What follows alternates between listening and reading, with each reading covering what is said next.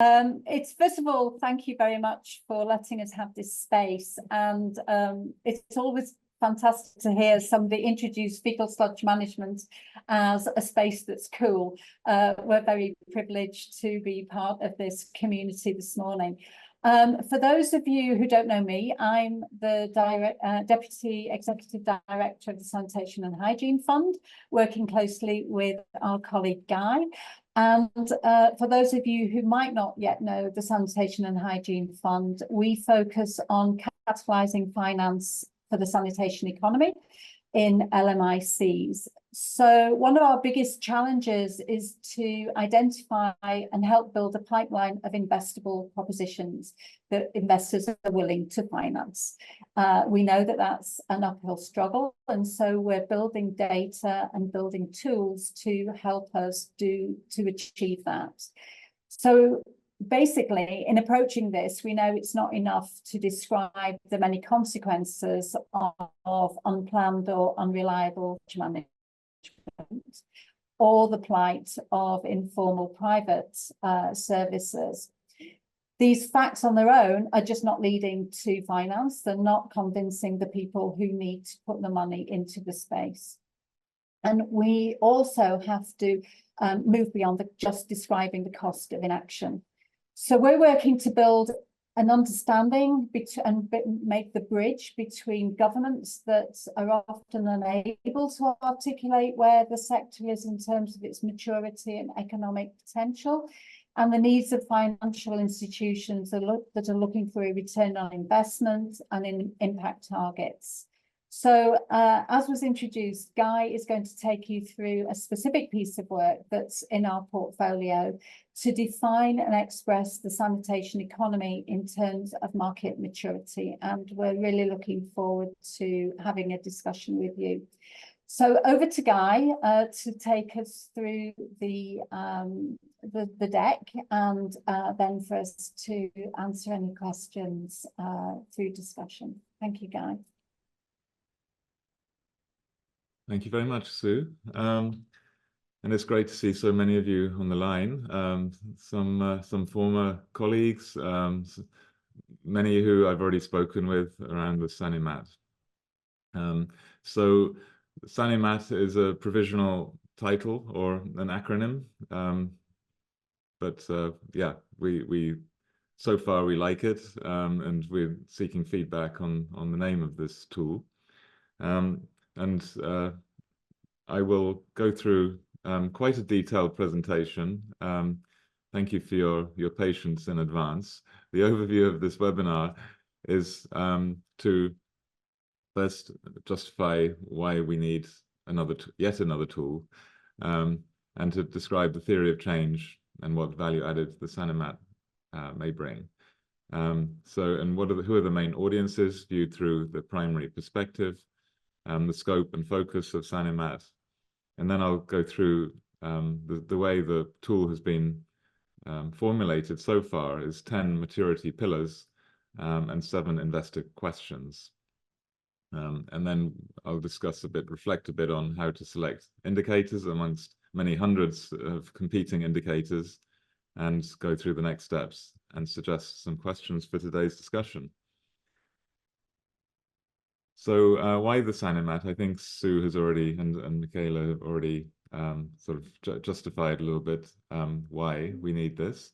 But we need to understand better to what extent sanitation is investable, and how we can strengthen markets and the economies more broadly to make sanitation more investment ready.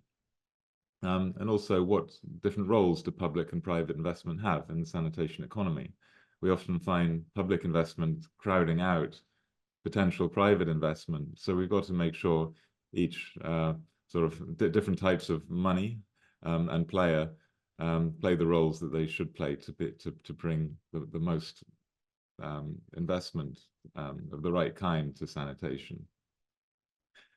So to answer these and other questions requires a comprehensive understanding of the sanitation economy. And through the conversations I've had with over 40 sector institutions, I think most of them, it would be true to say, have said that this tool is needed. There are other tools. We've got to make sure we're not duplicating, but it's is perceived to be a value added to the sector. So I think the theory of change, this is a very simple theory of change, justifies why we need an additional tool to attract investment to sanitation. Investments currently are inadequate, and current investments are not adequately informed by correct knowledge on the market opportunities and risks, or what are the most impactful sanitation and hygiene investments. So many potential investors, and we do talk about even potential trillions of investment money out there for development overall, the money often goes to other sectors because investors see clearer rates of return and lower risks. So we need to understand these better in order to address them. And the provision of comprehensive, relevant, credible, and up-to-date information on sanitation economies and markets in different countries would enable informed investments and decision-making by a range of stakeholders, and bring a focus on how to improve the investment environment. So such information we need to present in a clearly structured way to enable rapid understanding and further analysis, and to have a common language and common understanding across players. The government and public sector players really need to understand investors' needs and concerns much better in order to address them. So in doing this work, we have interviewed a lot of stakeholders so far, and through a internet review, we've also found other tools and frameworks out there. So we've spoken with almost every other tool provider. There's the UN Water Glass, which is a biannual survey. There's the Africa Water Investment Programme Scorecard, which has been piloted and is being scaled up in Africa. Of course, that is much broader than just sanitation. Then there's EquiServe, which is a sanitation focused more in urban areas at the moment. There's citywide inclusive sanitation, which has been adopted by many large sector organizations. And there are various frameworks emerging from that. There's WIN, so I'll go a bit quicker. There's WashPals, there's OECD framework, which has been piloted in 2 countries and will be rolled out, and that's more broadly water security. There's UNICEF's WASH bottleneck analysis tool. There's WSUP's functionality framework. There's IMI's investment climate indicators, which is in early stages. There's Sanitation, which is not a publicly available tool, but it was shared for the purposes of the study. And there's IDE's Market System Resilience Index, also fairly new. So some of these are fairly new, and some haven't been shared widely because they're for the purposes of those organizations in their own sort of decision making. And there are others out there. This isn't exhaustive. And then there are various building block frameworks such as Sanitation and Water for Alls. IRC and WaterAid adopted these and adapted them. And then UN Water's SDG Global Acceleration Framework. So there's a lot to start with. And what might the value added of a new tool be? I think what came across in many of the conversations is that what is lacking is the investor perspective. And so we need a tool that speaks primarily to investment decisions by both private and public sector players, and to provide information for those who are supporting investments, which is most sector organizations who are working in more of the enabling environment to enable more investment in the sector. We need something that is comprehensive and systematic and sanitation focused. Many of the tools I just presented are either the entire WASH or even broader water security. It needs to be applicable in any context, so national, subnational, city, and so on. We need a multi-level analysis of bottlenecks, as much as the WASH bottleneck analysis tool does, to identify bottlenecks of different types and levels to be addressed by different actors. It needs to be a tool that is contributed to by a range of stakeholders, tends to be more robust and demand-led, and that is the aim of this tool, to ensure that it is responding to broadly shared sector needs. And if it's used by a growing number of sector agencies, it'll lead to a common language and understanding of the sanitation economy. And if it's repeated over time, much as some of these tools have achieved, such as UN Water Glass, it enables an assessment of progress over time. And there'll be a continual improvement of the framework, and we expect it'll end up being a simple web-based tool. We'll be using Excel until we are ready to convert it into a web-based tool, but that is the intention. So these are some of the value adders that SANEMAT might have. You may claim that other tools achieve all these, and we're interested to hear from you. We certainly do not intend to duplicate, because there are many tools out there, as we have found. So we would need to be clear that this meets a gap, or fills a gap.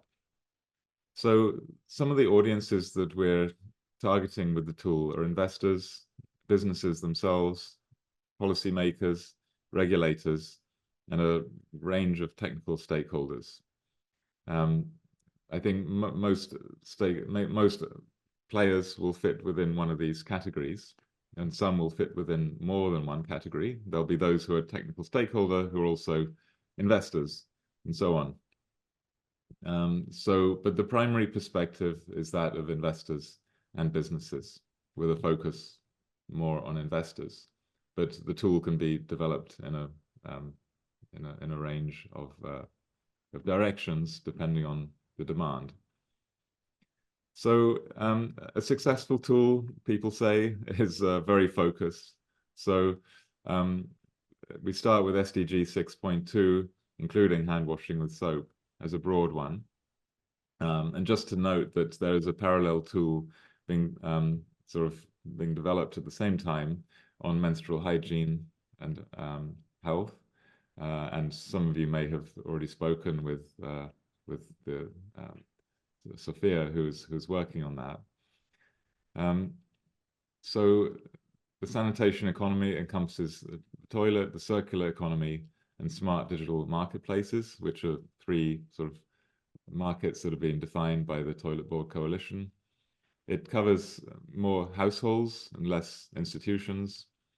The focus is on basic sanitation with low-cost ways of safely managing excreta. So the focus is off sewage solutions, although it may still be applicable to sewage solutions. The focus is on rural and low-income urban neighborhoods, naturally. And the focus is in low and middle-income countries. But some of us, would we be able to use this in, Europe or America? And potentially, but that's not the priority. So these are the 10 pillars that have been defined so far, really reviewing all the available frameworks out there, which you've seen, and trying to rationalize. Maybe 10 is too many, but if we can merge some, we may. So they essentially cover, and I'm going to go through this very fast, the right political environment, an untapped market, an enabling business environment, an enabling legal and regulatory environment. And these are separated because there are a lot of indicators under each one. So for the purposes of not overloading one pillar. And the availability of financing, favorable economic conditions, which are less related to sanitation, but more poverty rates and income levels and economic growth. then conducive policy environment, adequate accountability mechanisms, supportive public funding, and finally, but probably most importantly, capacity for scaling up sanitation investments and strengthening the enabling environment. So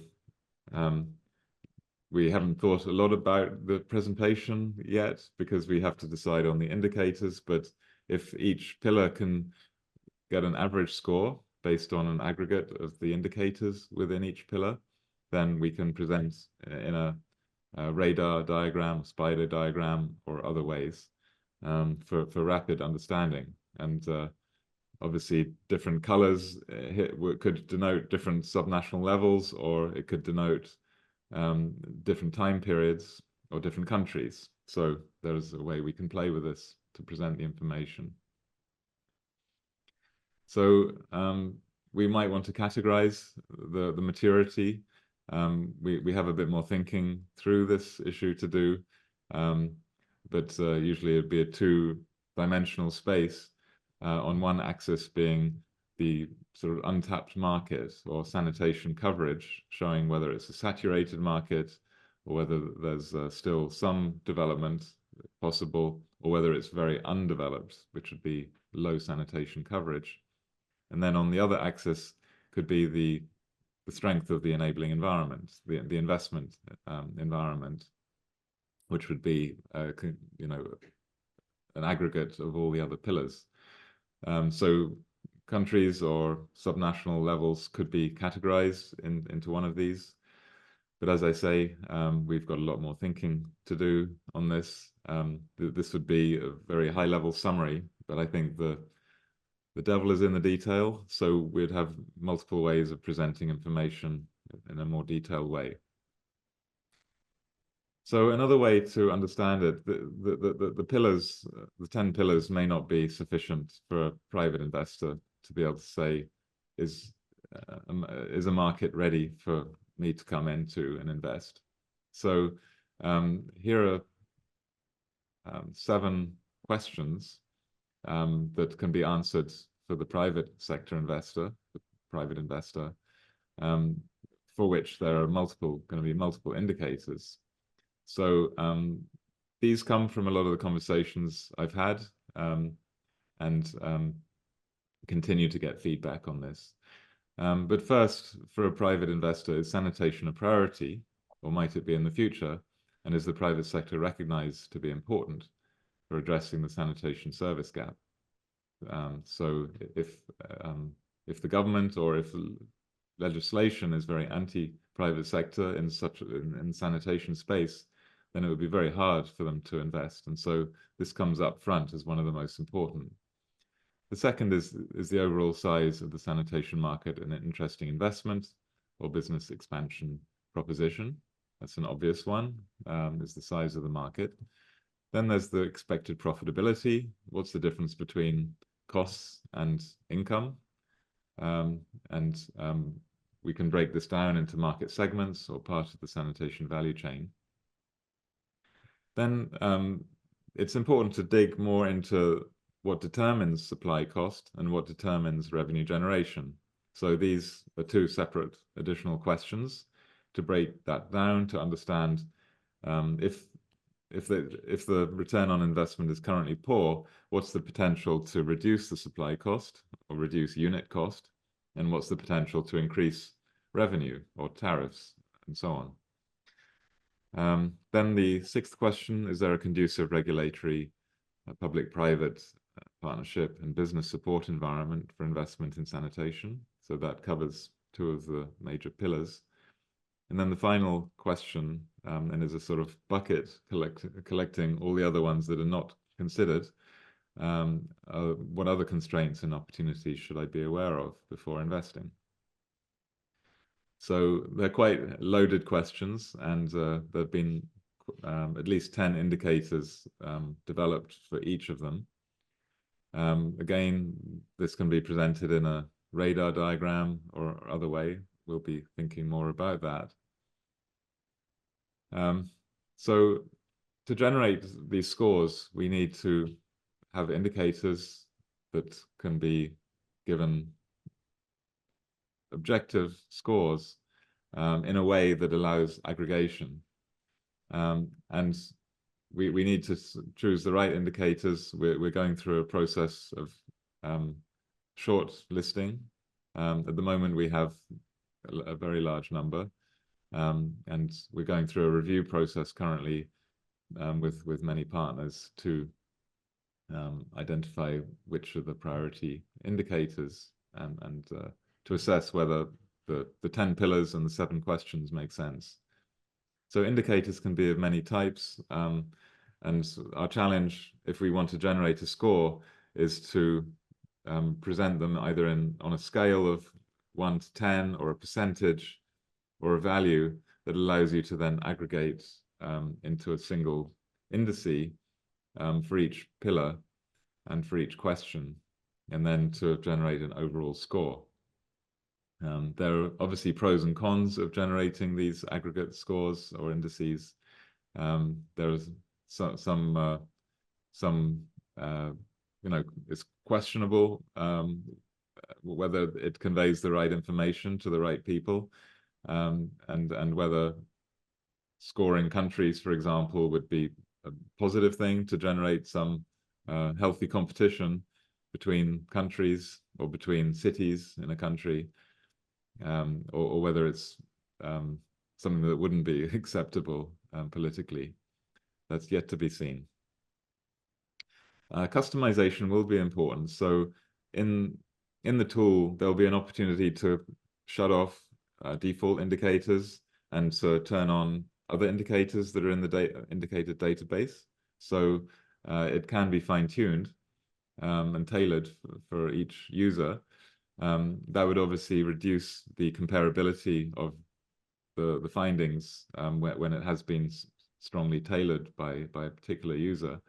But it is, at the end of the day, the use case is the most important, and having scores generated in a sort of consistent way across countries can be useful for those making decisions to sort of which country to invest in. But at the end of the day, it's most important that the user who has a particular context they're working in, that they pick it up and use it in the way that is most useful to them. So as I said, there are many, many indicators. We've currently got 121 indicators for the 7 questions, and we got 83 questions for the 10 pillars. So that they don't overlap yet. We might devise it so that the indicators all overlap, so that if you fill in one set of indicators, then they'll be usable for the other. So if you do the 10 pillars, then you can generate the scores for the 7 questions. We have yet to sort of fine-tune that. So I won't go into an example, but here is an example on the investor question on market size. As you see, it gets very detailed. There are some pillars or questions where we have very little secondary information, and we would need to generate that from primary studies. There are other questions or pillars where we have more information available from global surveys and other indices, such as the World Bank's doing business or competitiveness indices. There's a number of indicators that can be drawn on and populated into this tool. So the next steps, this is a current consultation period. A proposal and an Excel sheet with all the indicators has been shared with 70 sector partners. Maybe we'll hear from most of them, we hope. We've already heard from 40 sector partners on the earlier stages of the initiative. And so we will do our best to consolidate and meet as many expectations as possible. But obviously that'll be challenging because there'll be different opinions coming across. Partners have been asked if the tool answers the questions of key users, in particular, in particular organizations such as ourselves, those on the call, who may want to pick it up and use it to attract investors. And is the tool likely to lead to more investment? Quite honestly, will it lead to more investment? So there are a number of questions we've asked around whether the 7 questions and the 10 pillars are the right ones. Does it make sense to have these 2 ways of expressing market maturity and investment readiness? Or should we try to merge it into one overall one? Are the indicators appropriate? Some of you probably enjoy going into the detail of looking at indicators, and we'd really appreciate that.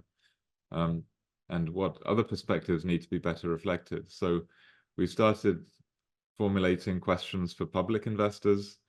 We've also got some questions for technical agencies and government and regulators, but we don't want to overload the tool.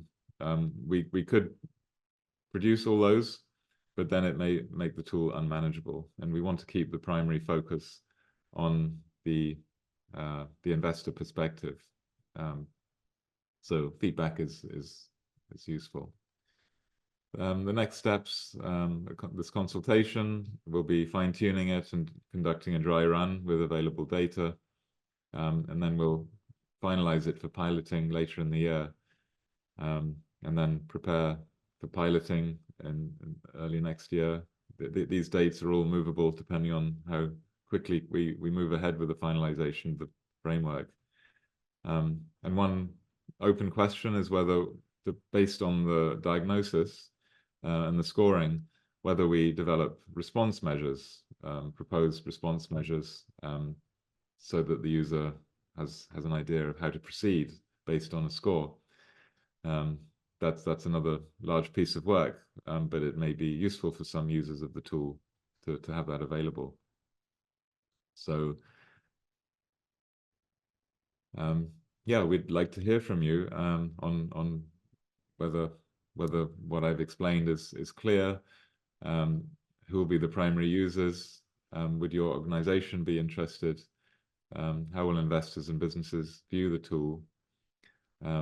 Should questions be developed for public investors, policymakers, and technical agencies? How important will it be to pre-populate the database with publicly available information and to keep that updated every year? And or conduct national assessments for a minimum number of countries.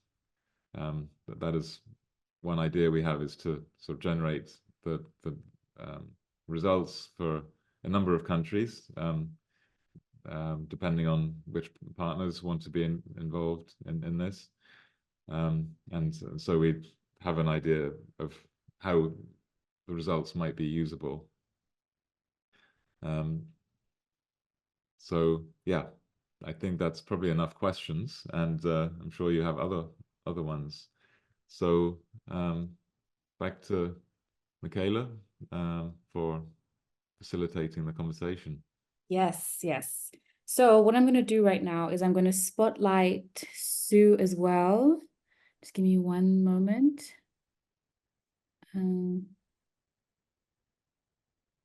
Spotlight Sue and spotlight. Yes. So I can see that there have already been some questions answered by Sue in the chat box. Thank you, Sue, for doing that. So I'm going to go to the latest question. Oh, Sue, you've answered them all. You're a star. Okay, we have one comment from Chabi. Sanitation and hygiene products is not difficult task, but making a realization by people about the value of sanitation and hygiene behaviors. We will be happy to pilot the tools in Nepal. Oh, that's lovely. Thank you so much, Chabi, for your support. We have a question from Isabel Blackett. Hi, Isabel. Who is the target audience to use the tool?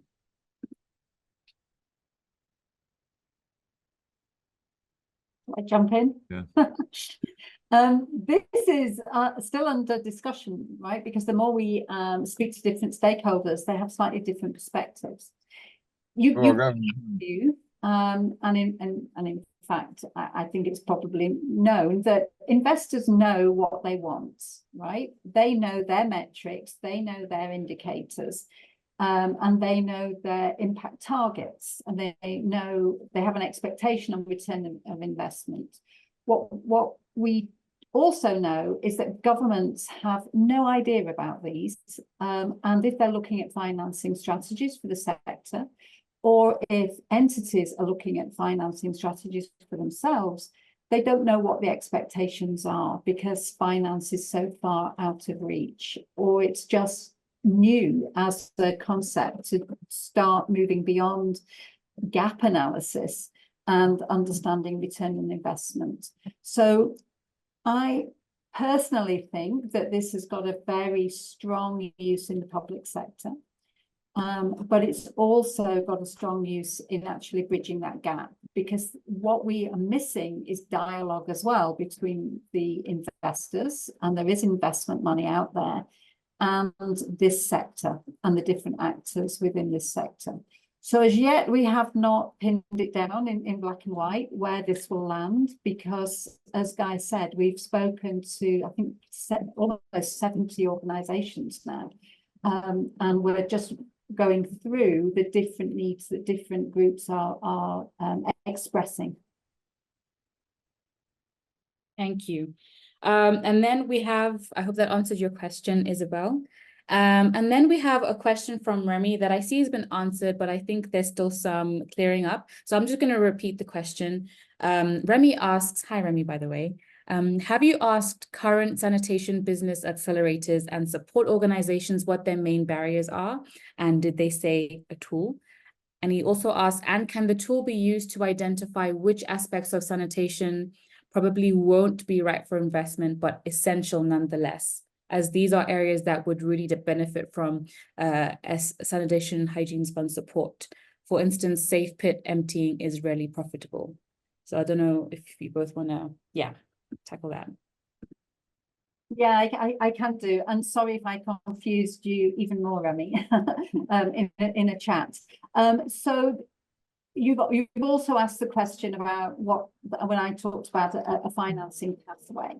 So we are not starting at one end of the value chain and working our way to the other. We're trying to look at the financing ecosystem, and that financing ecosystem needs early conversations with investors, and it needs a pipeline to be built and developed. You all know this. So we can work to help strengthen that pipeline, whether it's with SMEs or whether it's through working with municipalities, through different innovative financing.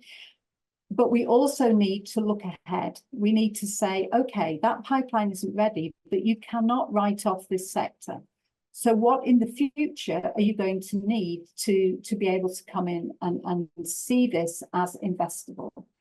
And as we work through this with SMEs and others, how are you going to be business ready? How are you going to be fit for market? How are you going to improve route to market? What are your business models looking like? And in the conversations that we have with SMEs and with enterprises is a big struggle is not only route to market, but securing market and staying in the market. So it's, again, bridging this dialogue between these two needs, where private sector, small scale, medium scale, are seeing the opportunities, as you say, not profitable, not yet right for investment, and seeing how we can work that through. Perhaps some of it won't be right for investments, some of it won't work, and other solutions are needed. And other public-private sector solutions are needed. So this is very much about ecosystems at country level and ecosystems at subnational level, and thinking that through. Just to repeat what Guy, I think, said earlier, is that so far it's all based on guesswork.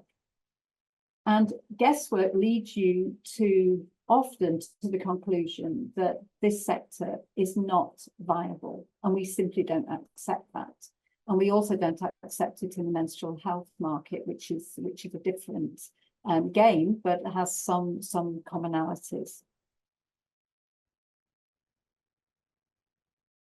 Thank you, thank you, Sue. I hope that answers your question, Remy. You'll let me know if there's any more in the chat box. I'm going to invite everyone to please continue asking questions. But if there's no questions, Guy, I think it would be good to have that list of questions that you had prepared on display, and maybe that can incite more conversation.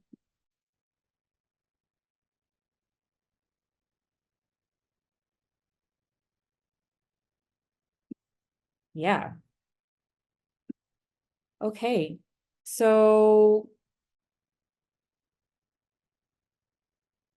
does anyone have any thoughts, any answers, anything, any questions that stick out that they'd like to contribute? And if you do, I'd like you to just raise your hand and then I'll unmute you and then you can speak. But yeah, we don't want multiple people speaking over each other. So if there's something that you'd like to add, please raise your hand. And then yeah, we can kick it off.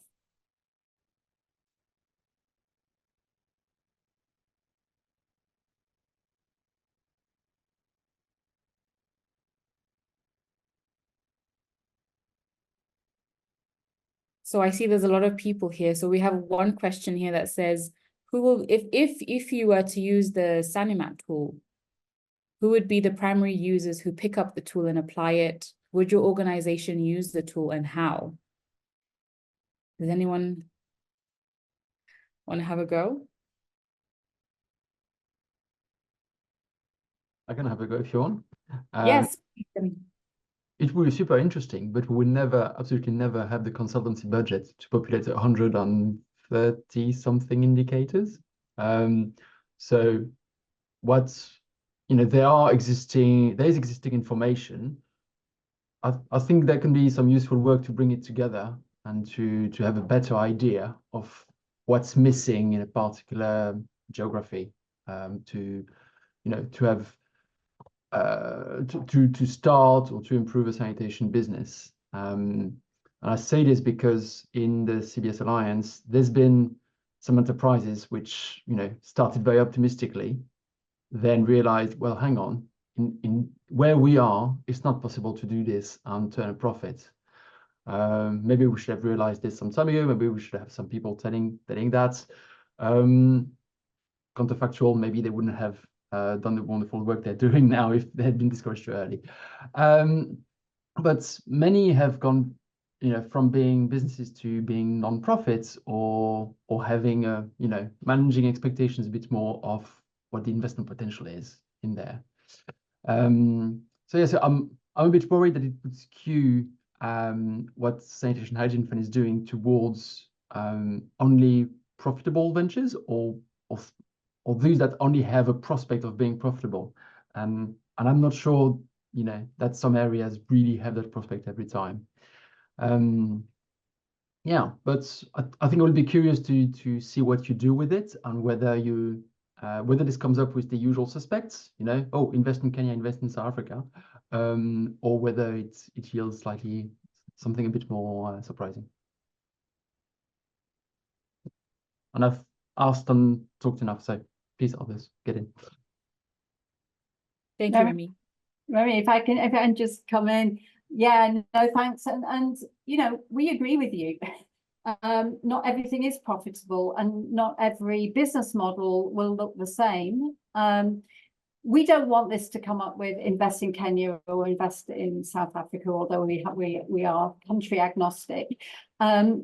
We believe that building sanitation economies needs the attention of governments working with the private sector.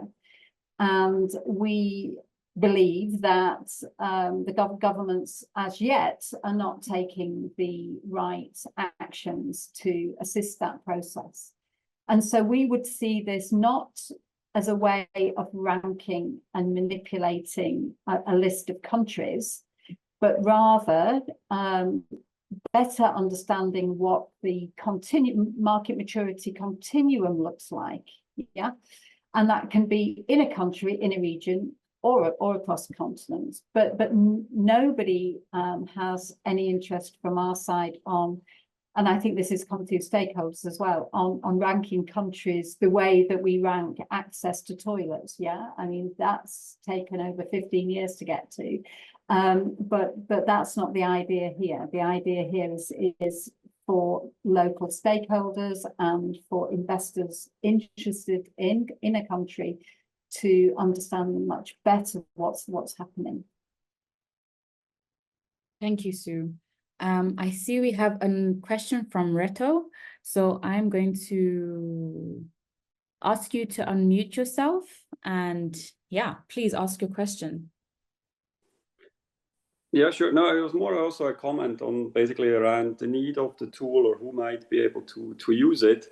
I mean, I certainly absolutely find it an extremely important task to basically have this overall analysis of the overall ecosystem and all aspects that basically play a role for ultimately investors, and what are all the elements required from a regulatory business model point of view and so on, in order that it is becoming an investable, or also where we might say, and I think there I fully agree also with Remy, there are sectors which clearly I think are not fully investables, and there I think we need to be also upfront and say, okay, there we might and still need certain grant money or at least clever result-based elements.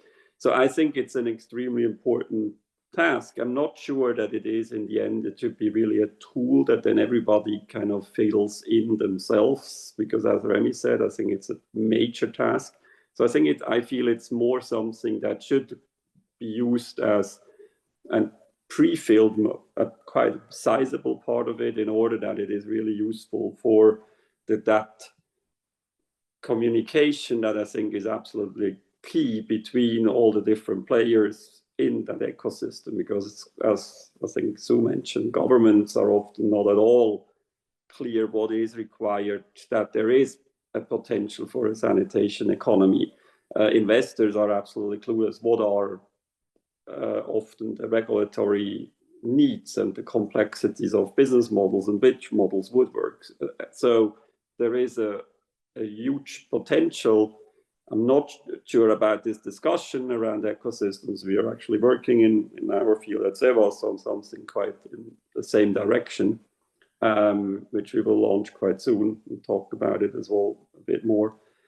I'm not sure it is purely a tool, but I think it's more a base work for getting all these different elements together. I think it's an excellent undertaking.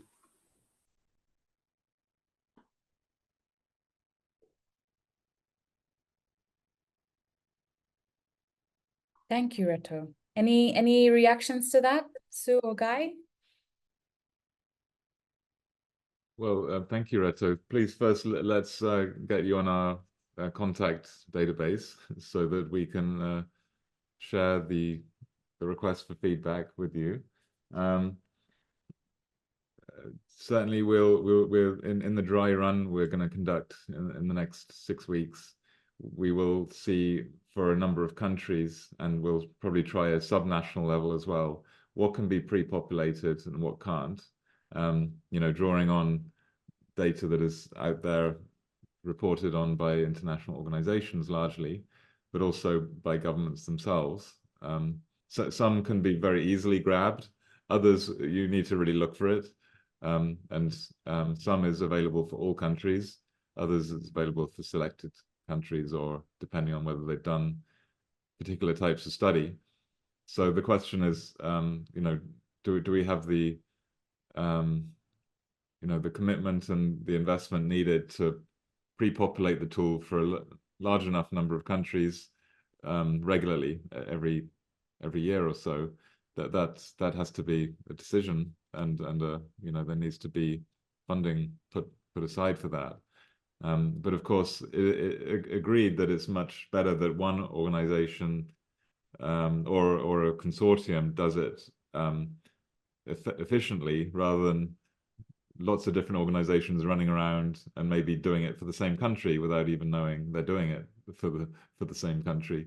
So I think that would be a sort of public good argument for that. Yeah, I think a lot of your questions were sort of supportive of the need for the tool, and fine-tuning it to be the most impactful. Yeah, thank you. Thank you. Okay. Do we have any more comments, questions, responses to the questions that are on the screen right now? Don't be shy if you would like to. Oh, yep. Okay. We have Carolee. I'm sorry if I'm pronouncing your name wrong. I'm going to ask you to unmute yourself and please ask your question. Yes, I asked already on the chat whether the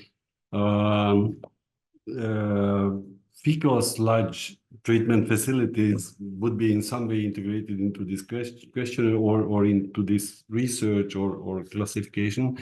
So in general, I would like to ask or remind all of us, when generating more concentrated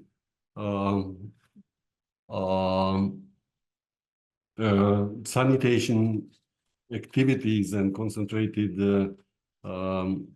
volumes of loads of some sort of materials that are affecting then the environment, we also would have to pay attention to what happens to it afterwards. So it is because of this reason, I would like to ask or propose to integrate in some way. I didn't see all the questions, whether there is a hint or link to these issues. What happens with the fecal sludge, or what happens with the public toilets materials or private ones, and whether somebody is ready to pay for at least for the emptying of septic tanks and then transportation and discharge into the environment, or yeah. So and the other issue is concerning the target of the questionnaires and target of certain partners. I could imagine that also the certain industries would be ready to participate and promote this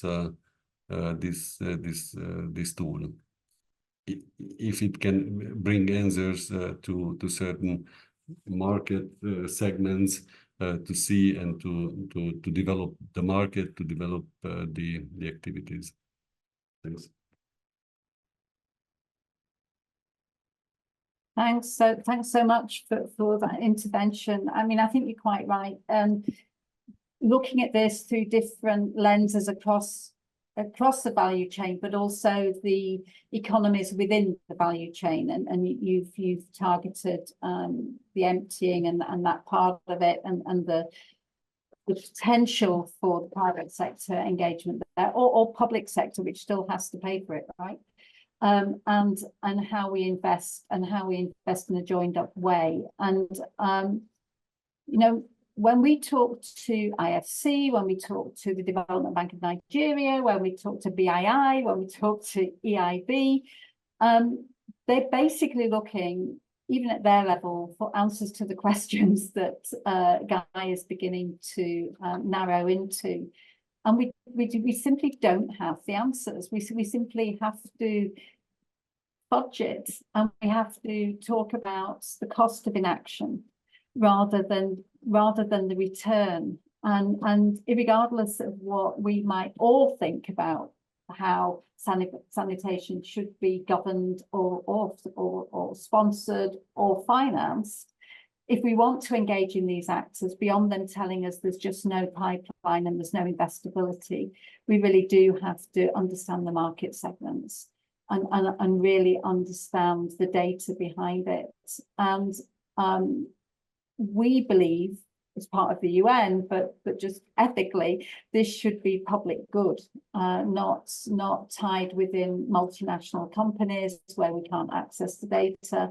and we can't really get to grips with the financing pathway for any of those market segments. So I think, again, it'd be great to have further discussions with you about this, because understanding market segmentation is an aspect of this that I think still needs further investigation. Please. Thank you, Sue, for answering that. Are Yes. there any more So, questions? sorry, Yeah. Nicola, just to add on what Karoy was saying about the environmental impact. I didn't mention that the indicators would need to be broken down by part of the sanitation service chain where appropriate. So we will break it down by containment, emptying, and transport or conveyance, and treatment and disposal, and even reuse, so that we know what is the strength of each one, because it will be different, related to the policy, related to the funding, related to a lot of the indicators. It'll be relevant to break it down so that we understand what is the blockage. Is there more opportunity in emptying than in containment, or vice versa? And where is more support needed, in particular public support needed, to ensure that that point of the service chain isn't the weakest point anymore. So yes, point very well taken, and we certainly don't want this to lead to a concentration of waste that is not safely managed at the end of the day. Obviously, I mean, a lot of my engagement with countries is around the costs, and sometimes the high costs of the full service chain makes it very hard to know where to start investing. But we have to start somewhere, and the somewhere is with the toilets, to then have, we need that problem to then address. But if people don't have toilets in the first place, then we can't start. But thank you very much for your remarks. Well, if there are no more questions, I'd like to thank Guy and Sue for this really, really comprehensive and thorough presentation, and for proposing this tool to us, and for allowing us to have our comments and give feedback. I hope that you got some nice takeaways that could be helpful in the tool development. So yes, thank you so much for joining us today.